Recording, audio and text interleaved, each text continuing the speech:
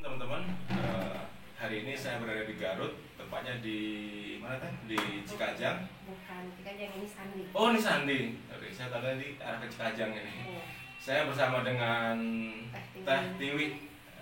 Tiwi yang Rumah Madu Simpul Hati. ya sebagai owner dari Rumah Madu Simpul Hati. Jadi hari ini kita bicara permaduan. Biasanya ibu-ibu nggak mau dimadu, tapi ini Teh Tiwi malah bikin madu. Beda ya? Beda ya? Beda. Oke, nggak usah panjang lebar deh. Saya pengantarnya. Saya boleh tanya ke Teh Tiwi. Tadi boleh cerita ya sejarah berdirinya dari Rumah Madu ini. Kalau masalah sejarah Rumah Madu Simpul Hati, sebetulnya saya juga kurang tahu ya pasnya kapan gitu. Cuma awalnya tahun 2001. Jadi saat itu saya hanya sebagai penjual madu saja, bukan sebagai petani madu. Jadi saya ngambil madu-madu dari orang lain gitu. Nah, saya tidak tahu mana madu asli, mana madu palsu itu saya tidak tahu sama sekali. Karena saya sendiri pun sebetulnya bukan pengkonsumsi madu, bukan penikmat lagi gitu. Nah, jadi saya hanya menjual gitu. Nah, ketika ada salah satu keluarga yang mengkonsumsi madu yang dari saya, ternyata salah satu orang tuanya itu mengidap penyakit diabetes, yang mana ketika mengkonsumsi madu saya, yang sebelumnya dia mengkonsumsi madu dari yang lain, mungkin karena saya menawarkannya dengan ramah, mungkin entah apalah, dia jadi terkesan gitu, akhirnya langganan ke saya. Tapi akhirnya membuat penyakit diabetesnya jadi jadi anfal gitu, jadi betul-betul ngedrop gitu. Ngedrop ya? Iya. Akhirnya anak-anaknya nanya kan ke saya, ini madunya asli apa enggak, Bu? Soalnya kalau ibu saya kalau setiap minum madu asli itu nggak kenapa-napa gitu loh. Tapi kenapa kok minum madu dari ibu kok jadi begini gitu. Nah, dari situ saya mulai mempelajari seperti apa sih madu itu gitu. Madu asli itu kayak gimana sih gitu. Mau tidak mau saya harus mencari sumbernya gitu. Ketika saya dapat sumbernya, ternyata ada yang aneh juga gitu. Anehnya itu ada yang lebahnya dikasih makan gula, ada yang dikasih makan sirup gitu ya, ada yang macam-macam deh gitu. Nah, dari situ mulai itu belajar terus gitu. Jadi istilahnya belajarnya juga otodidak. Itu tahun 2001 tuh terus gitu. Jadi kalau di kapan mulainya ya dari 2001 gitu. Jadi Rumah Madu Simpul Hati sebetulnya mulainya itu ya dari sana gitu. Cuma karena memang saya masih bertahap belajar, nggak inget itu bulan apa gitu ya, nggak inget, yang penting jalan aja dulu gitu. Nah, seperti itu. Nah, jadi setelah kejadian itu, mau tidak mau saya harus belajar betul-betul ini seperti apa sih madu asli itu. Ternyata ketika begitu masuk terjun ke lapangan, subhanallah gitu ya, ketika buka lagi Quran surat ayat 6869 bahwa lebah itu ada yang di gunung, batang pohon, dan rumah-rumah buatan manusia. Dari situ saya mulai, oh mungkin yang disebut di gunung itu lebah ini loh gitu. Maksudnya lebah yang tidak bisa dibudidayakan, yaitu Apis dorsata, karena memang hidupnya di gunung gitu kan ya. Dan lebah yang di dalam batang pohon, oh mungkin ini jenis trigona, karena memang si lebah trigona ini memang selalu ada di batang pohon gitu, karena dia pemakan getah gitu kan. Nah, terus rumah-rumah buatan manusia, oh mungkin maksudnya lebah budidaya yang selama ini dibudidayakan itu adalah lebah Apis mellifera sama lebah Apis cerana.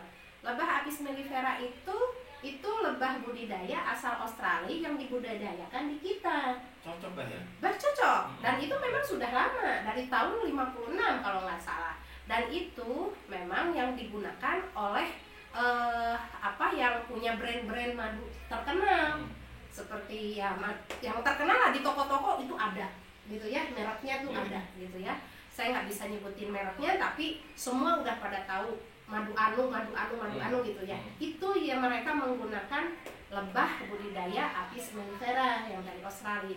Kenapa mereka menggunakan lebah itu? Karena lebah budidaya dari asal Australia ini tuh menghasilkan madu lebih banyak ketimbang dari lebah budidaya asli Indonesia. Lebah budidaya dari Australia ini itu sekali panen lumayan. Perbandingannya dalam setahun dengan lebah budidaya Indonesia itu 40/7. Wah, besar Jauh sekali ya. besar. Iya, Ya.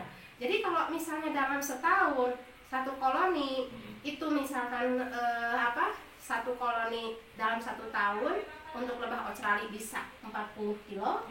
Untuk lebah budidaya apis cerana asli Indonesia itu 7-10 kilo. Itu perbandingannya setahun. Ya, jauh sekali.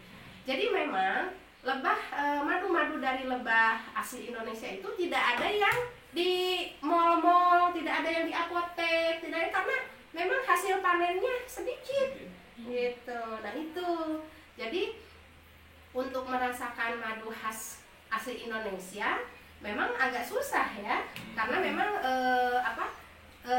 pertama karena banyak masyarakat tidak tahu gitu loh, bukan tidak tahu dalam artian belum meluas. Jadi taunya teh madu, ya madu aja tanpa tahu ini dari lebah apa gitu ya. Seperti itu. Nah kalau sekarang kan udah mulai nih, masyarakat udah mulai kenal gitu ya, yang namanya madu gitu kan. Ternyata dari tiap madu itu punya khasnya sendiri-sendiri. Kalau dari madu dari alam Indonesia, yang lebahnya lebah asli Indonesia, punya ciri khas tersendiri. Aromanya kentara sekali, aromanya tajam, rasanya pun tajam. Itu madu-madu dari lebah asli Indonesia. Tapi kalau madu-madu dari lebah budidaya Australia itu ya seperti yang di toko-toko itu, rasanya nggak jauh beda gitu, nggak jauh beda. Seperti itu. Yang jadi permasalahan sekarang adalah ketika orang sekarang ini merasa bahwa madu itu berpotensi, bukan potensial lah untuk dijadikan bisnis, tanpa mereka tahu gitu loh, yang dijadikan bisnis itu sebetulnya lebah yang mana gitu kan. Nah kalau ngelihat dari segi bisnis, madu dari lebah Apis mellifera ini yang menjanjikan. Kenapa? Karena setiap panen madunya banyak gitu, madunya banyak, berbeda dengan madu dari lebah asli Indonesia. Karena selain madunya sedikit dan memang ada karakter juga gitu loh. Jadi yang teteh pelihara lebah itu? Yang kalau ada perbedaan. Kalau lebah Apis mellifera yang asli dari Australia itu cara ngangon itu harus diangon. Oh, diangon. Diangon. Jadi ngangon bebek mana didorong? Ngangon lebah gimana? Itu harus diangon itu. Jadi ada dalam 1 tahun itu ada yang namanya lebah membuat madu. Biasanya lebah membuat madu dalam 1 tahun itu di bulan Mei, Juni, Juli, Agustus, September, Oktober, November. Nah sampai sekarang para petani madu kita tuh lagi ada di hutan-hutan, entah itu hutan randu, kopi, itu mulainya dari bulan Mei. Biasanya bulan Mei itu petani madu bawa kotak-kotak lebah itu diangkut itu naik truk, itu sampai ada 5 truk, 10 truk itu. Ada sampai 200 kotak, ada sampai 2000 kotak itu bawa ke perkebunan randu. Itu biasanya di bulan Mei. Jadi bulan Mei itu kita berbondong-bondong masuk ke perkebunan randu, dan itu di kaki Gunung Muria. Di kaki Gunung Muria Jawa Tengah, Pati. Oh, di Pati. Nah, itu ke sana itu. Berapa truk itu dibawa, ditaruh di sana. Itu selama 1,5 bulan. Taruh situ aja? Iya, taruh di situ. Jadi ketika randu berbunga, itu kita siap-siap semua. Jadi bulan Mei, Juni, Juli, Agustus, September, Oktober, November itu petani-petani madu tuh nggak ada yang diem di rumah. Semuanya pada nomaden. Berpindah-pindah tempat. Jadi disesuaikan dengan bunga yang saat itu sedang berbunga. Sekarang kalau misalnya beres nih di kebun randu gitu kan, kita pindah lagi. Misalkan ke kebun kopi. Kopi nih sekarang yang lagi berbunga. Nah, jadi punya madu kopi. Begitu. Nanti selesai nih, kopi udah selesai nih berbunga. Udah masanya. pindah lagi kita misalkan ke hutan kaliandra seperti itu. Sebentar teh, sebentar. Jadi yang tadi pertama ke kebun randu nih. Apakah cukup di kebun randu kemudian dia ada madunya atau pindah lagi? Kalau itu kan selama musim berbunga itu lebah itu kan ngisep nektar dan polen bunga itu. Iya.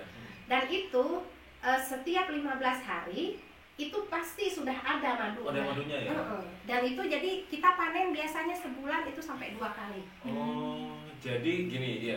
Karena selama ini kan pemahaman kita tuh bahwa madu itu 1 tahun 2 atau 3 kali. Tapi kan kita nggak tahu siklusnya tadi kan, kapan dia ada madunya, kapan enggak kan. Oh, berarti cukup dia 1 bulan ngangon di kebun randu, dia udah ada madunya itu. Sebulan setengah. Sebulan setengah ya. 15 hari itu udah ada madunya. Udah bisa dipanen. Berarti begitu bunga madu habis, pindah lagi, dia ada madu lagi. Iya. Dengan hasil yang beda. Beda. Jadi kita punya madu kopi. Nah, seperti ini nih. Ada kopi gitu kan ya. Nih ada kaliandra. Nah, ini itu kaliandra. Ini kaliandra. Ini randu. Oh, kaliandra randu ya. Iya. Warnanya hampir sama ya. Ini kelengkeng. Oh, kelengkeng. Ada kopi. Nah, ini kopi. Nah, seperti ini. Jadi seperti itu. Jadi macam-macam sih, ada sengon gitu ya, ada akasia karpa. Tergantung bunga yang dihisap tadi ya. Betul. Tergantung dari nektar dan polen yang di tanaman itu. Iya, baru tahu saya kalau harus diangon gitu. Selama ini kalau setahu kita bahwa budidaya madu itu ya cuma di tempat aja lebahnya kan gitu. Untuk yang di tempat aja mungkin itu cocok untuk yang trigona.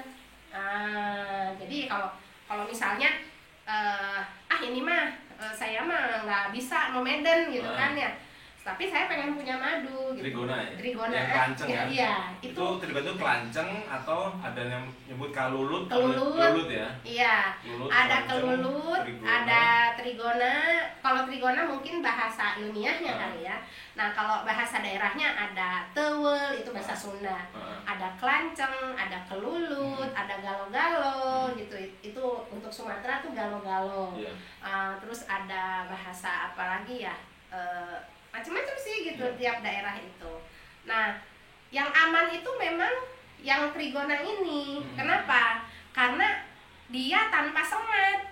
Kalau apis cerana, apis mellifera udah jelas. Kalau apis dorsata ya. Kalau apis dorsata udah jelas itu kan bersengat gitu. Jadi lebah ini ada lebah yang bersengat dan ada yang tidak bersengat. Maksudnya lebah tanpa sengat. Tapi bukan berarti tanpa sengat dia tidak menggigit, ya ada menggigit juga. Tapi nggak sakit ya. Ada menggigit juga. Oke Teh, jadi sudah dari tahun 2001, berarti sudah 20 tahun lah ya. Saya yakin sudah luar biasa lah pengalaman Teh. Nah selama ini Teh, dari 21 sampai sekarang ini, adakah yang tim yang mendampingi Teteh atau hanya single factor?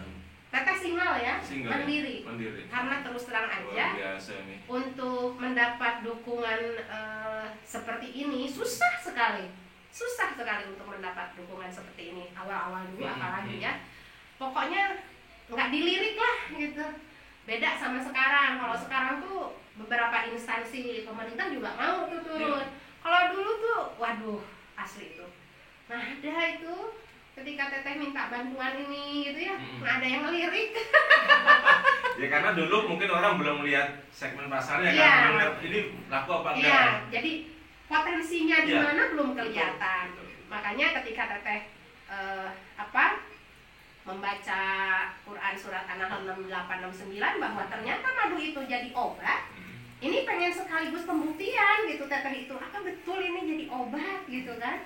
Di mana gitu letak obatnya gitu kan, di mana gitu letak madu ini sebagai obatnya tuh di sebelah mananya gitu.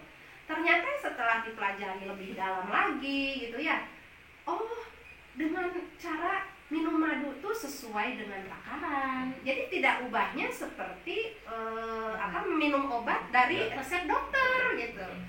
Jadi harus sesuai takarannya, harus tepat kebutuhan yang dibutuhkan oleh tubuh kita. Madu itu berapa banyak, baru itu pas gitu, bisa mengobati. Dan itu terbukti gitu sama Teteh gitu ya.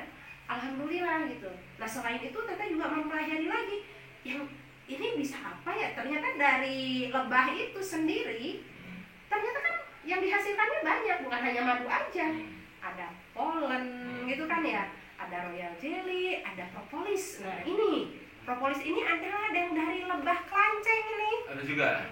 Justru ini yang paling banyak. Oke, tahan dulu Teh. Ya. Oke, ini tambah menarik ini teman-teman sekalian.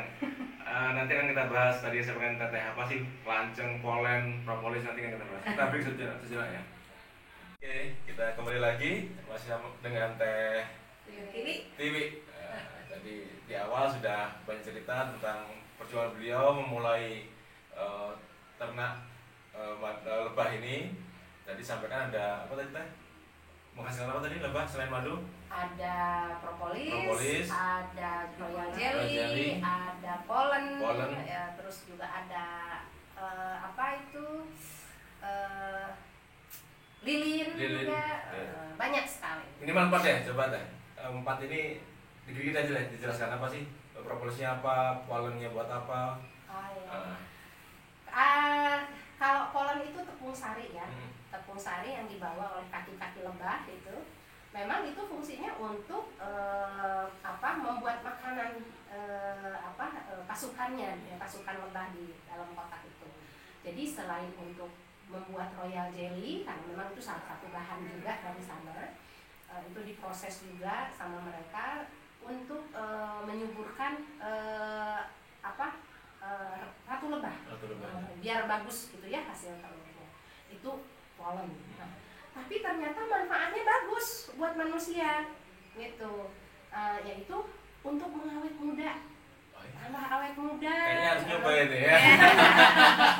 Tambah awet muda. Itu satu. Yang kedua, kalau dikonsumsi oleh anak-anak itu bagus untuk perkembangan otaknya karena mengandung omega 3 yang sangat tinggi sekali asam aminonya itu. Nah, jadi setelah Teteh pelajari itu, waduh ini bagus banget nih gitu. Kandungan-kandungannya ternyata betul. Dan Allah itu nggak berdusta bahwa semua yang dihasilkan lebah itu memang obat gitu ya. Dan ketika Teteh cobain polen itu dijadiin sabun seperti ini, ternyata yang jerawat gitu ya, yang mereka itu sembuh gitu. Gitu. Jadi termasuk teh madunya juga gitu ya, bikin seger lah gitu. Nah, seperti itu. Nah, untuk propolisnya sendiri, nah ini memang luar biasa. Karena memang propolis itu sebetulnya dari jenis apis pun sebetulnya ada propolis, hanya tidak sebanyak dari propolis yang dihasilkan oleh lebah trigona ini atau kelanceng ini. Tidak sebanyak itu. Makanya propolis yang terbaik dan terbanyak itu dari jenis trigona ini. Nah, dari jenis-jenis trigona ini yang kebanyakan orang tidak tahu yang mana propolis gitu. Dan kebanyakan selalu dibuang kalau dulu. Kalau sekarang itu dikumpulin. Karena dulu nggak ngerti ya. Karena dulu nggak ngerti. Kalau sekarang udah mulai itu dikumpulin gitu ya. Di sampai ada yang banyak nanya sekarang teh kalau dibikin propolisnya pengen dijadiin balok gimana caranya gitu kan, karena mungkin mereka udah mulai bahwa ternyata yang ini loh propolis itu. Nah, untuk propolisnya sendiri Teteh juga mengolah gitu di sini gitu, dan memang untuk olahan propolis sebetulnya tidak bisa sembarangan karena memang itu jalurnya udah beda lagi. Karena untuk propolis sendiri ini udah masuk ke bidang kesehatan, mau tidak mau itu harus ada untuk harus ada izin itu, harus ada izin dari BPOM, harus betul-betul diteliti dia, karena ternyata jangankan propolis begitu ya, untuk di polen aja, polennya itu ketika dikonsumsi oleh orang yang punya alergi itu ada efeknya. Itu misalkan muntah-muntah, mual, sampai gatal-gatal, bisa seperti itu. Yang kalau ada yang punya alergi.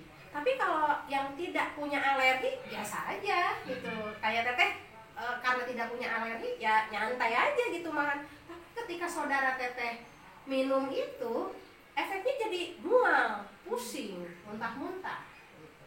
Tapi sebetulnya kalau diteruskan itu nanti akan sembuh dengan sendirinya alergi itu. Hanya saja mungkin karena efek yang ditimbulkannya ini jadi orang jadi takut akhirnya gitu. Jadi akhirnya sugesti, nggak mau makan bipolen, soalnya saya pernah makan itu gitu. Padahal kalau diteruskan itu bisa sembuh, bisa menyembuhkan gitu. Jadi apa tadi? Bubuk bipolen, propolis, ada royal jelly. Nah, kalau royal jelly ini saya meyakini sendiri, saya yakin royal jelly ini untuk menyuburkan kandungan biasanya buat mereka yang kesulitan punya keturunan misalkan, atau bisa ikhtiar istilahnya, ikhtiar dengan mengkonsumsi royal jelly, karena royal jelly ini memang khusus dibuat untuk makanan ratu lebah. Itu satu. Yang kedua, royal jelly ini memang dibikin untuk memberi makan kepada calon larva-larva ya selama 3 hari. Jadi ketika ratu lebah itu bertelur, nah telur-telur ini semuanya dikasih royal jelly selama 3 hari. Nanti setelah 3 hari akan kelihatan mana yang calon ratu dan mana yang tidak. Nanti kalau ketika ada calon ratu, nah si royal jelly terus dikasihkan ke calon ratu. Tapi kalau yang gagal jadi ratu, itu diberikan yang lain seperti tadi polen gitu, seperti itu. Jadi subhanallah gitu ya, si lebah-lebah itu punya tugasnya masing-masing. Pemberian kapasitas untuk ini diberikan dulu semua royal jelly ini ke semua telur sampai 3 hari. Ketika 3 hari udah kelihatan yang ini calon ratu, yang ini dikasih terus royal jelly, yang ini stop dikasih sama yang lain seperti polen, madu dan sebagainya. Seperti itu. Jadi itu udah terset gitu dengan lebah-lebah itu gitu. Jadi betul itu kalau Rasulullah mengatakan bahwa kehidupan mukmin itu ibarat kehidupan lebah, itu betul kalau teteh seperti itu. Jadi pasukan lebah itu ada tugasnya masing-masing. Ada tugas yang bikin royal jelly, ada yang tugas nyari keluar, ada yang tugas bikin semua lah. Dan yang penting nggak boleh iri. Betul. Amat kalau nih lebah iri bisa kawan. Iya. Makanya tidak ada 2 ratu. Iya, satu ya. Cuma satu. Iya. Saya kok jadi agak gimana gitu. Oke teh. Tadi apa tadi? Royal jelly udah, kemudian ibu bipolen udah, propolis sudah, tadi satu. Royal jelly. Sekarang ada lilin. Apa itu lilin? Kalau lilin itu dari sarang lebah. Jadi kalau lilin biasanya kalau Apis dorsata itu dari sarang madu. Ketika diperas itu sarangnya, ketika kita proses itu jadi lilin. Boleh kakak ambil ya contohnya? Boleh? Oh boleh. Ya. Kita tunggu teteh ngambil lilinnya dulu. Lilin cuma buat ngidupin kalau pas mati lampu. Nah, apakah beda dengan lilin yang dari lebah ini? Yang menarik ini teman-teman, kalau kita bahas madu ini memang tidak ada habisnya ini. Selalu ada ide-ide menarik kalau sudah bicara madu. Ini lilinnya. Oh, lilin ini. Ini dari sarang lebah, pure sarang lebah. Sarang lebah ini? Iya. Lah dulu kalau kita kecil dimakan. Itu. Dulu tuh saya ingat waktu kecil itu kakak atau kalau bapak dapat sarang lebah atau di pohon, ini kita makan toh? Iya. Sarangnya itu dimasak. Betul. Enak tuh kan? Memang enak. Jadi lilin. Ini jadi lilin. Nah, ini lilin dari Apis dorsata. Kalau yang ini lilin dari Trigona. Oh beda ya? Beda Ya. Ini buat apa? Kalau dulu batik tulis kan pakai lilin. Lilinnya ini yang dipakai karena wangi. Tahu nggak? Kamu? Wangi ya. Wangi. Sekarang masih pakai nggak batik tulis? Batik tulis ada. Di Pekalongan, teman-teman yang punya batik tulis di Pekalongan Jawa Tengah, pakai kayak gini, alami.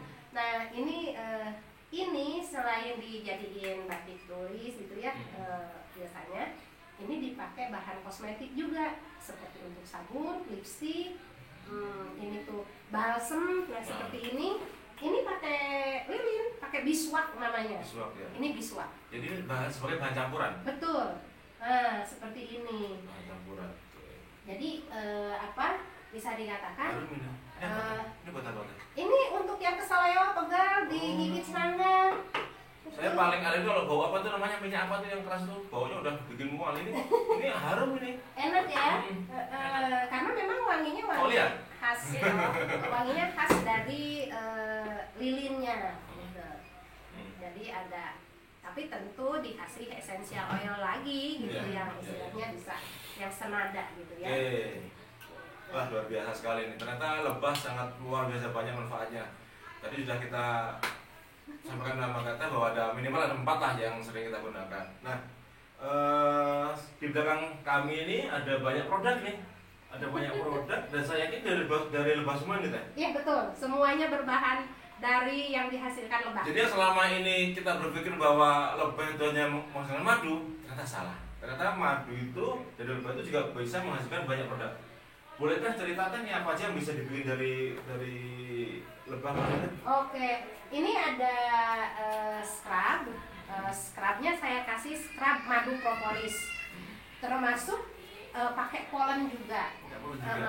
Jadi kalau scrub ini memang untuk yang selulit tuh, yang habis melahirkan singkayo mungkin ya kalau bahasa ininya, yang biasa di paha, di perut, lagi hamil suka garuk-garuk gitu kan. Ini bisa pakai ini. Terus itu juga ada sabun mandinya juga, iya itu sabun madu. Sabun madu ini sabun madu. Natural honey. Iya, itu sabun madu. Nah kalau ini adalah air dari madunya itu sendiri. Jadi madu dari lebah-lebah Indonesia ini nggak ada yang kental, encer. Terus kemudian? Itu kadar airnya pasti tinggi, makanya mudah terfermentasi. Untuk mengawetkan madu biar tahan lama, itu kita harus ambil airnya dari madu itu sendiri. Kita ambil madunya dari air dari madunya itu. Ini airnya bening. Iya.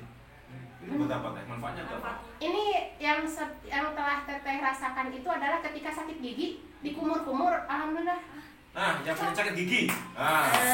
Nanti ini harganya berapa teh? Ini harganya 35.000. User. Murah ini. 35.000 30 mili. Daripada sakit gigi, mending. Dan ini sering teteh gunakan untuk muka kayak artis Korea. Jadi set. Jadi kalau kemana-mana tinggal gini-gini aja, nggak usah pakai bedak, nggak usah pakai apa. Bisa juga bisa pakai. Bisa. Jadi artis Korea juga. Bisa glowing. Jadi enak, kulit tetap lembab, seger gitu, nggak apa ya. Ini meskipun kita camping cukup ini gitu. bisa untuk semprot-semprot kan? Ya. Kalau misalnya kita camping kan biasanya suka pecah-pecah tuh, merah-merah atau ke laut gitu kan, suka jadi gimana gitu kan. Kalau pakai ini enggak, dia tahan. Jadi tetap menjaga kesegarannya, kelembabannya gitu. Ini propolis ya Kak? Iya, itu propolis cair suplemen. Nah, ini yang sudah teteh lakukan di sini adalah anak teteh yang demam, pilek, panas, batuk gitu ya. Pakai ini alhamdulillah gitu. Jadi karena kita menggunakannya air destilasi sebagai pelarutnya, jadi takarannya juga agak banyak gitu. Ini berapa harga konsumen? Itu harga konsumen itu 150.000. Ya tentu juga tahu maksudnya. Kan ini pasti ada nanya berapa mas harganya kan gitu. Apalagi teh? Nah, itu propolis fenol yang sebelah sana. Oh beda ini? Oh yang ini? Ya, iya. Oke, ini propolis fenol. Bedanya apa? Bedanya kalau ini khusus untuk mengobati luka luar. Luka luar. Alhamdulillah kemarin yang punya penyakit diabetes yang lukanya menganga, yang bukan hampir lagi, memang harus diamputasi karena sudah mati jaringannya. Itu disemprot pakai ini. Jadi nanahnya itu kesedot, kayak disedot keluar gitu. Jangan dibayangin ya. Kesedot. Terus nanti ditempelin sama produk penemuan teteh. Jadi ini tuh termasuk produk penemuan teteh ini. Sudah dihakiin? Sudah sama Profesor Rama. Sudah dihakiin? Sudah ada hakinya, sudah terdaftar di Kemenkumham. Kalau enggak nanti diambil orang. Itu harga berapa? Kapsul. Iya, ada. Ini 100.000. Oh, itu murah. Kapsul itu apa? Ya, itu juga propolis. Ini propolis? Iya, propolis kasur yang dibubuhkan. Enggak ada mereknya teh? Nggak ada. Belum ada merek? Belum. Udah ada tuh. Oh iya udah ada. Beli ada mereknya teh. Kasih merek propolis kapsul. Ya. Jadi masukin. Untuk kolesterol, jantung itu alhamdulillah sih udah ada yang sudah merasakan gitu. Ada yang badannya kurus banget, tidak sesuai gitu dengan tingginya, dengan ininya. Pakai ini biar jadi nambah nafsu makan, jadi berisi lagi. Kalau saya gemukan nih. Oke, apa lagi teh? Ini? Kalau ini sabun cair madu propolis. Sabun cair madu propolis. Dan ini lagi di komen jadi 2-in-1, jadi bisa sampo-nya. Nanti kalau ini jadi lagu mandi-madu teh. Ini Mandi-madu. ini bisa jadi sabun dan sampo madu propolis. Apa lagi teh? Ini sih udah sih untuk sementara. Minimal itu teh ya. Ya. Jadi teman-teman sekalian, ternyata dari madu itu banyak sekali produk yang bisa kita hasilkan. Nah, ini mungkin bisa jadi ide untuk kita semua, teman-teman yang di daerahnya punya potensi untuk budidaya madu, kita maksimalkan. Dan bagaimana caranya? Nanti akan kita bahas lebih dalam. Tapi yang paling penting adalah sebetulnya bagaimana kita membuat produk olahan berikutnya. Betul. Nah, karena akan lebih mahal jatuhnya kalau kita membuat produk olahan. Kita jual madu pun sudah untung, apalagi kita bisa menjual produk olahan seperti ini. Mungkin itu teman-teman sekalian. Terakhir teh tadi mau nanya. Tadi kan di awal teh pernah jualan madu yang kata orang nggak asli. Nah, gimana teh cara bedain madu asli apa enggak? Ini sama nggak dengan yang saya pikirkan gitu. Gimana caranya bedain madu asli apa enggak? Gimana teh? Kalau untuk ngebedain madu asli sama madu palsu, kalau saat itu, detik itu sulit. Sulit sekali untuk membedakan mana madu asli sama madu palsu. Karena apa ya? Karena teknologi mungkin ya, atau bahan-bahan yang tersedia sekarang ini udah cukup bisa mengejutkan. Wah, ternyata bisa nih bikin madu asli gitu ya, dari bahan-bahan yang sebetulnya tanpa harus dari lebah. Cara membedakannya sebetulnya memang butuh waktu. Kalau teteh gitu ya, mungkin kalau uji lab juga sebetulnya butuh waktu juga gitu ya. Tapi yang teteh rasakan ketika teteh mengetes madu asli dan yang bukan, itu kalau kita punya ikan mentah atau daging mentah atau bawang putih lanang misalkan, kita rendam pakai madu, disimpan di suhu ruang, itu meskipun 2 minggu itu seger, ikan itu nggak bau. Dikasih madu itu? Iya. Itu jadi kalau dia segar, kalau dia tidak mengeluarkan bau, bahkan lebih enak malah nanti rasanya, itu ikan daging itu jadi enak rasanya malah. Itu tetap seperti itu gitu, utuh gitu ya. Itu madu asli. Tapi kalau madu palsu jangankan disimpan 2 minggu atau sampai sebulan, disimpan 3 hari udah kebau busuknya. Nah seperti itu. Ya. Minimal itu ya, minimal ya. Ya. Oh iya. Saya yakin teman-teman di rumah pasti beda-beda persepsinya bagaimana memberikan asli sama palsu. Kayaknya ada yang mungkin taruh kulkas, kemudian di buku, ada kan gitu kan. Ya. Kemudian, dan ini juga maaf nih saya kan, paradigma di masyarakat bahwa madu asli itu tidak disemutin. Itu teteh bisa katakan salah. tetap disemutin ya. Madu asli itu tetap disemutin. Di tiap peternakan itu kita petani-petani itu betul-betul memikirkan hamanya itu dari semut. Bayangkan, kita itu memikirkan gimana caranya supaya semut enggak nyerang ke kandang lebah. Karena memang itu santapannya. Iya. Jadi selama ini masyarakat yang mempunyai paradigma bahwa madu asli itu tidak disemutin, itu udah fitnah semut loh sebetulnya. Fitnah kena semut, padahal itu kesenangan semut, kasihan sebetulnya. Kasihan semutnya. Jadi bahan fitnah. Kasihan semut gitu kan, difitnah terus kata semut kan, lah itu makanan saya gitu kan. Siapa sih yang nggak senang dengan yang manis gitu kan? Nah, saya juga seneng. Jadi seperti itu gitu ya. Jadi memang harus ada yang menyampaikan juga nih ke masyarakat bahwa yang namanya madu asli itu semut tuh suka. Iya. Ya, jadi semut tetap suka madu asli.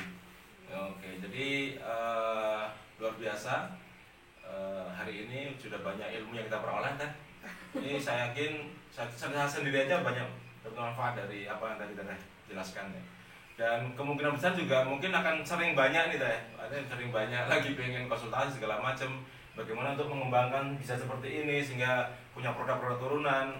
Dan yang paling luar biasa adalah ini ibu-ibu teteh ya ibu sama aja ya artinya dimanapun kita berada pasti bisa melakukan, ibu-ibu saja bisa, apalagi kita, bagi nanti teman-teman yang masih muda, coba kita punya ide kreatif sehingga bisa menghasilkan produk yang lebih bagus lagi. Terima kasih teh waktunya, dan insya Allah kita bertemu di lain kesempatan. Wassalam.